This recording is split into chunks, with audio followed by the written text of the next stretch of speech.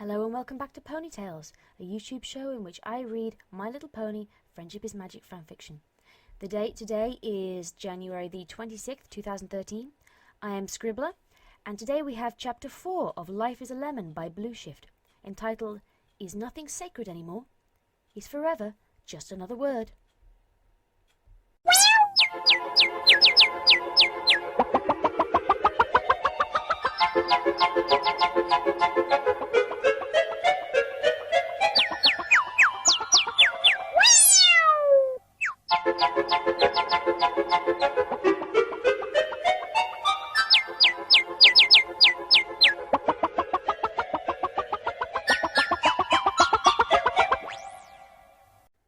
The skies were grey.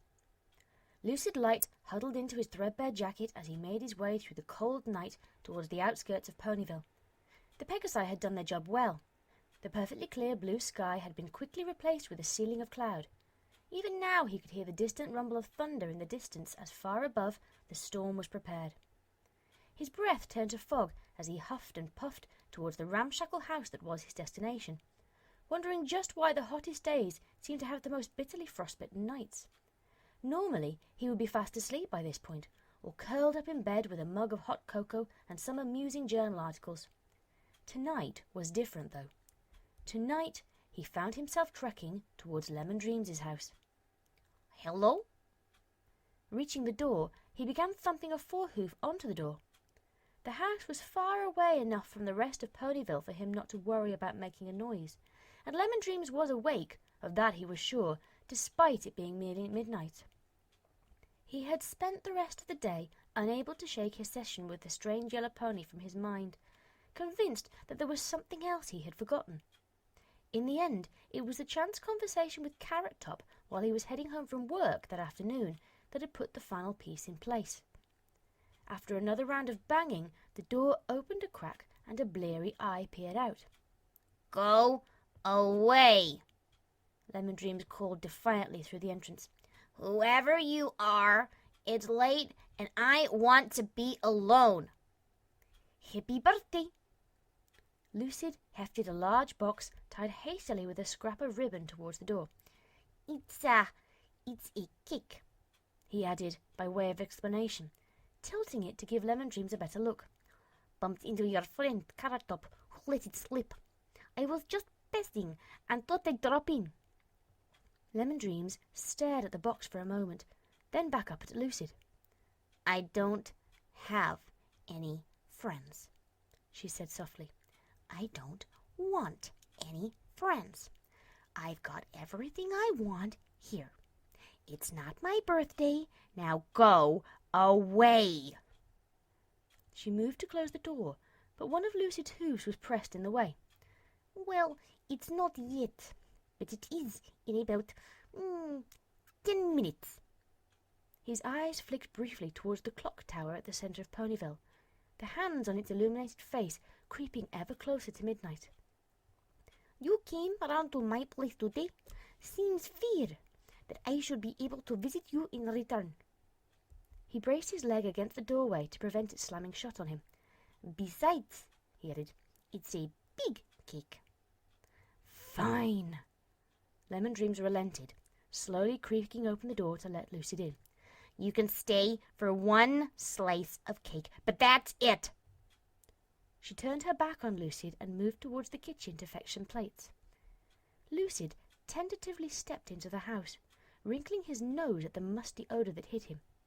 It seemed to come primarily from the bags of compost that had been haphazardly stacked against every available surface, all torn open in various stages of emptying, with garden trowels and buckets strewn about.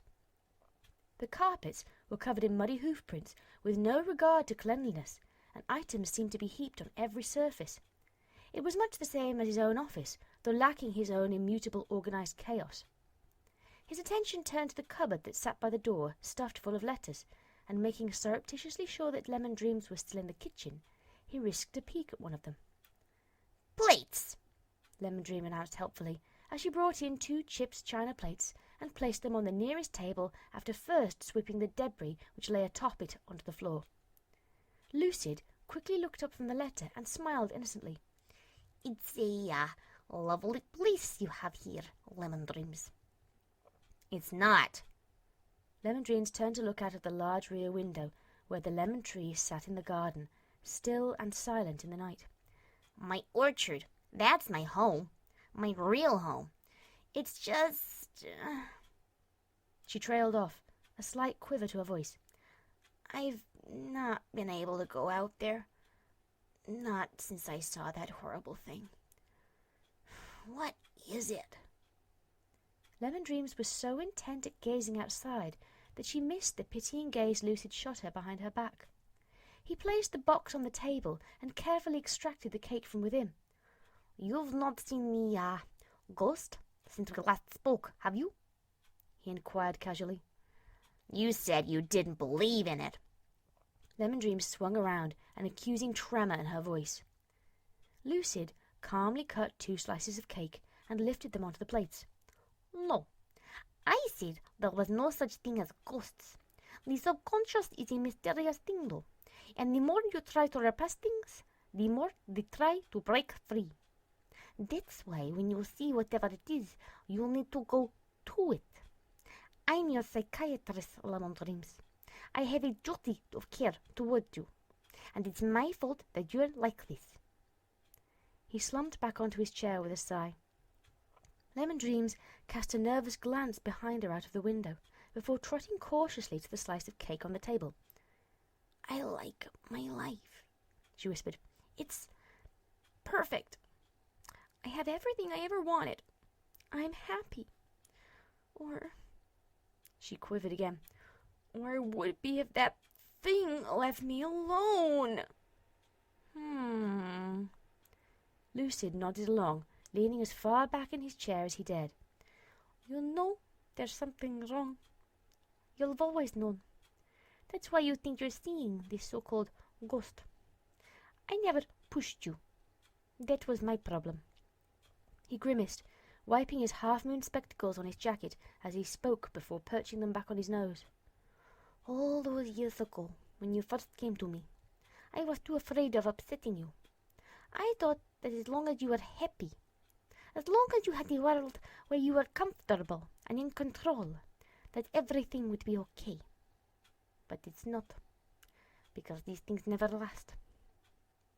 "I don't know what you're talking about," Lemon Dreams suddenly replied, dipping her head to take a mouthful of cake and chewing it over slowly. "I've had so many good years here with my family." "I know you don't know." Lucid swung forward on his chair to thump both forehoofs on the table. "You're not a lemon, Lemon Dreams. You're a pony. You're wasting your life, and you don't even realize. You have to do something about it, Lemon Dreams. You have to face this head-on and stop hiding. Get out." The response was as curt as it was quick. Lemon Dreams pulled back from the table and pointed an angry hoof in the direction of the door. "I'll not have this. Not here. Get out." Lucid made no move to leave, instead shaking his head sadly. "I can't. You won't face up to this on your own. It has to be now. You'll know why." As he spoke, the clock tower far in the distance began to peal out the stroke of midnight with long, low rings of its bell. The clouds above thundered in sympathy, and the first spatterings of rain began to fall, drumming hard against the window panes. "Happy birthday, Lemon Dreams." Lemon Dreams swallowed hard and stepped back as if struck. No, I don't have a birthday," she squeaked breathlessly, whirling around as if expecting someone to leap out at her at any moment. "I'm not a pony like you. I'm a lemon. A happy little lemon, living in my happy little orchard with all my friends and fam..." Her voice trembled off into incoherence, her wide eyes staring into the dark orchard outside with a glassy gaze. "She's here," she croaked. Make her go away." "It is not real." Lucid stood up, moving closer to Lemon Dreams, being as careful as possible so as not to startle her. "It is all in your head. But that is not a bad thing. You have to confront it. And his mouth hung open, the sentence remaining unfinished. In the darkness amongst the tall tree trunks, half shrouded by a curtain of ever heavier rain, was the form of a small yellow pony with fiery orange hair, whose whole body flickered like a sputtering candle. By Celestia. It is real. Lemon Dreams' previous animosity was quickly forgotten as she pressed herself against Lucid for protection, grabbing hold of his jacket like it was a comfort blanket. See, I'm not mad. Make sure the door is locked. We can't let it get in. Lucid ignored Lemon Dreams' pawing at his jacket as he stared out into the darkness at the small, wispy form that sat outside, the spitting image of the photograph on his desk. The one thing that could reduce Lemon Dreams to a trembling wreck. No, he said simply, pulling away from the quaking yellow pony. No, this changes nothing. You have to go out there. It's the only way. The only way that this will stop. I can't. Lemon Dreams turned from the window, crouching low as if being hidden from sight would make the ghost go away. I want my happy life back. Everything was perfect as it was. Make it go away. Lucid broke eye contact with the apparition outside, bending down to Lemon Dreams and wiping a stray lock of matted mane from over her eyes.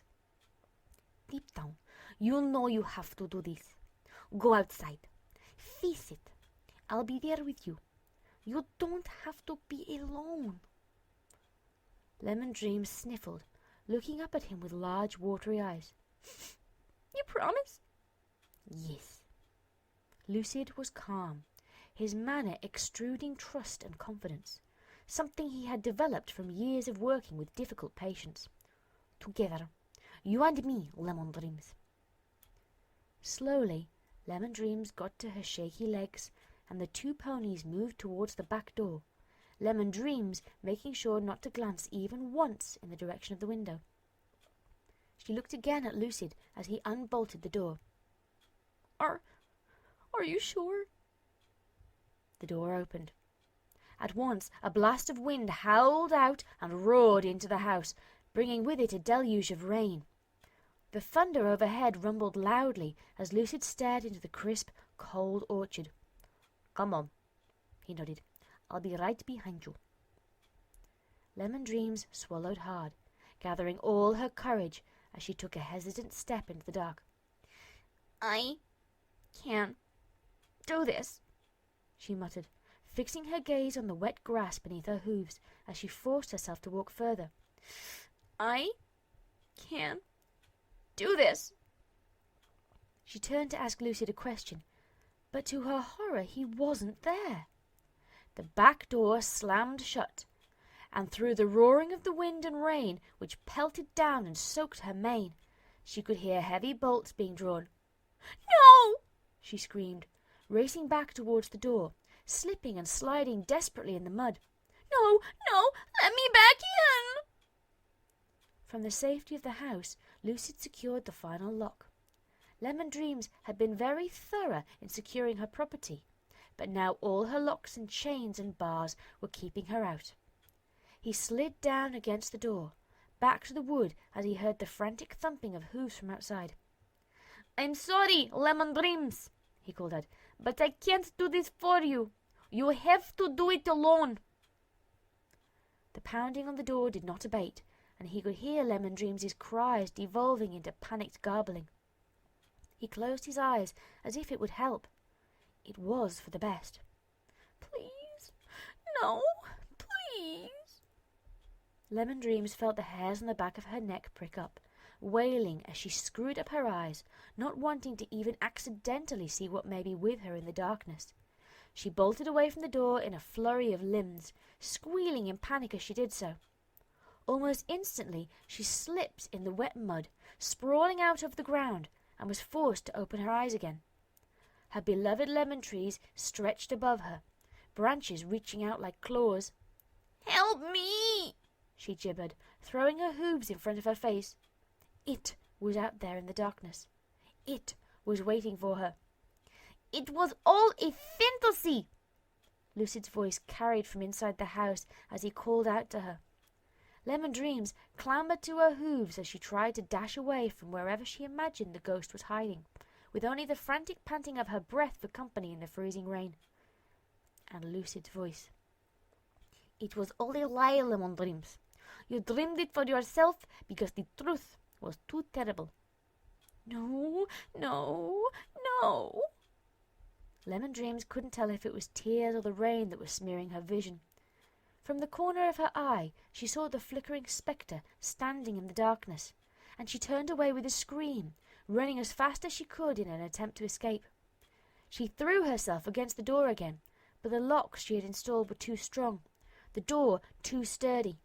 She ran, a sodden mess of a pony, attempting to scramble up the stone walls that lined the borders of her orchard. But she had built the walls too high. The imposing stonework gave no grip, and she scratched and scuffed her hooves until they bled as she failed to climb. Lemon Dreams fell, wheezing, to the muddy floor, the thunder ringing out across the land as a far-off bolt of lightning illuminated the orchard for a moment in an electric blue flash. She was crying now. She knew she was crying, the tears rolling down her cheeks and joining the rain as it puddled below her quivering body. Standing in front of her, lit briefly by the lightning, was the ghost. It stood still as the rain passed through its spectral form, silent, watching her. Thunder rang out again, and another blast of lightning lit up the sky. The little ghost made no move to approach, staring at Lemon Dreams with two large eyes. Two large, familiar eyes. I... Lemon Dreams wiped away the tears and rain from her face, water splashing across her forehoof as she struggled to speak through her racking sobs. I know you, she finally cried, with a sense of dread that seemed to bubble from within her. I've always known you, all my life. Lemon Dreams tried to rise, but her legs were too shaky, and she fell to the ground again, landing with a splash of mud and water, laying prostrate before the ghost. At once she knew. She knew everything. She had always known everything. She clutched her head in anguish and wept. The cold and the rain faded into a soft fuzz as she slumped in the mud, looking up at the small spectral filly at whose hoof she lay. I'm sorry, she wailed as her world finally crumbled. I'm sorry I killed you.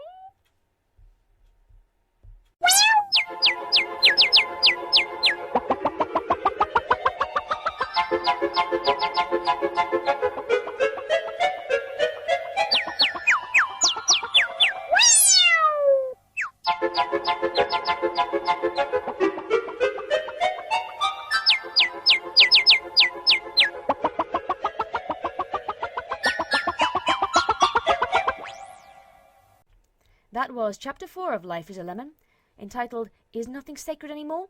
Is Forever Just Another Word? Next time, Chapter 5, It's All Coming Back to Me Now. Yes, it's all coming back. It is written by Blue Shift and read by Scribbler. Okay, thank you very much for everybody for tuning in again. I'm getting these things out a lot quicker than I thought this week, owing to having the house to myself. It is very, very unusual, and I am taking full advantage of this. However, the quicker that I get to the end of Life is a Lemon, the quicker I have to find another project to read. So if you have any ideas, if you have your own fiction that you would like me to read, fine, suggest that. Pop a link in the comments and I will get to it and tell you whether or not I will do it. I don't think I have anything more to say about that, so thank you very much for listening. I hope you tune in next time. Good night, everybody.